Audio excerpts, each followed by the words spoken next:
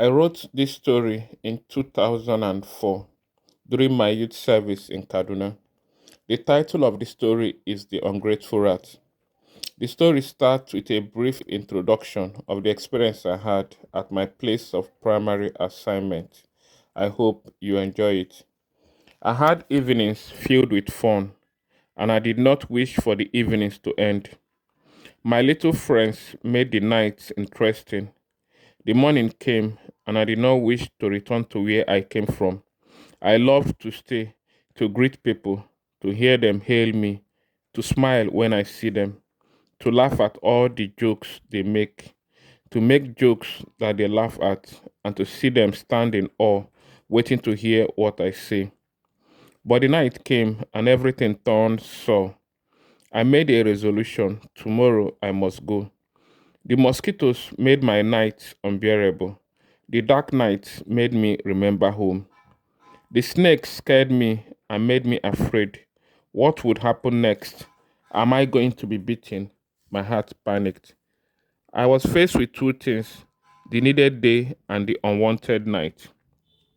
I could not go during the day because everything was comfortable. In the night that I yearned for home, I could not go home because it was too dark. I am not confused, I would say. The service here started, and I was happy I was posted to Kaduna. And I was still happy I was sent to Gamagira in Soba local government area, located at the northern part of Kaduna, close to Zaria, for my primary assignment. The joy faded as I got to the village, but I tried to console myself with faith. There was no electric supply in the village and no means of communication. Surrounded by bushes, the school compound and the staff quarters were isolated from liveliness. Everywhere looked dark and scary at night. There was no form of entertainment, especially in the evenings after I finished my activities for the day. I had to look for what to keep myself busy with. Story, my heart said one evening after I finished taking my bath. Call your little friends together. You could sit together and tell stories, my heart suggested, and I did exactly that. I called them at 8 p.m. every evening. They sat together on the floor inside my room. They told me stories in Hausa language, and I wrote them down in English language. We had nice time, evenings of good storytelling. We enjoyed ourselves, and I did not remember the scary nights. The fun we shared made every discomfort bearable. We had two stories the first night, and on the second night, Yoka told us a story titled The Ungrateful Rat.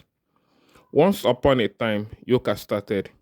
There lived a rat who wanted to visit a friend of his that lived in the next village.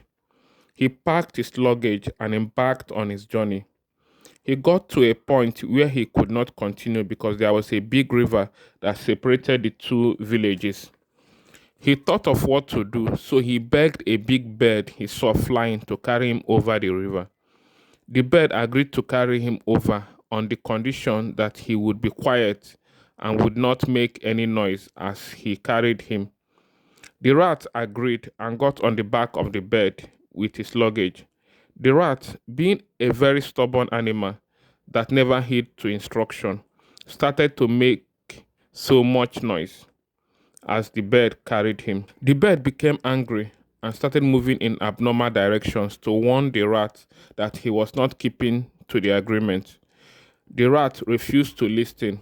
Instead, he hit the bird hard on the head, and the bird became even angrier and threw him into the river and flew away.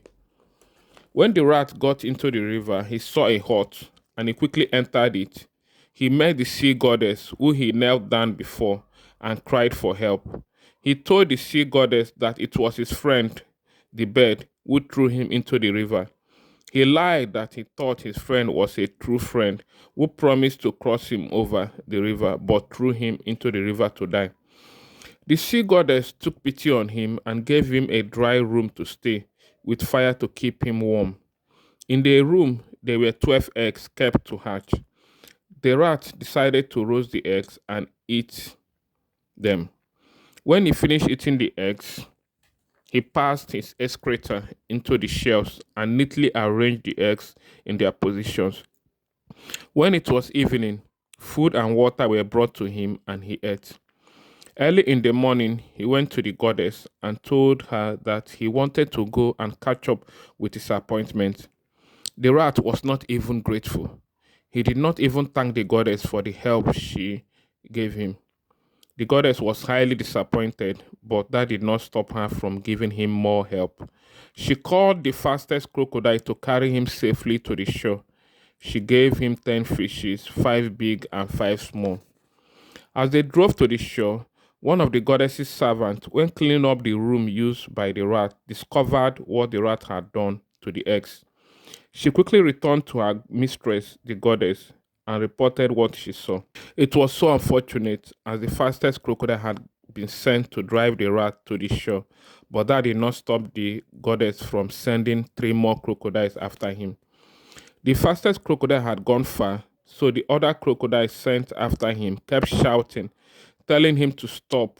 But because of the distance between them, the crocodile, even though he heard faint voices, didn't know it was him they were calling. So he asked the rat if he could hear them well.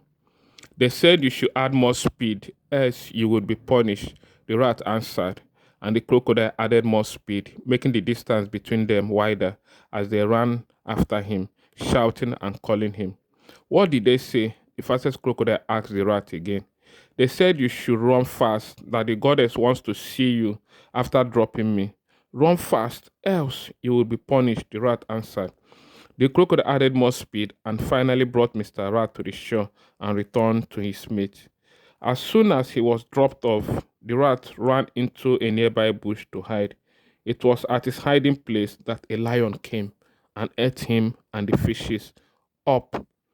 Questions: why did the bird throw the rat into the river? What did the rat do when he met the sea goddess?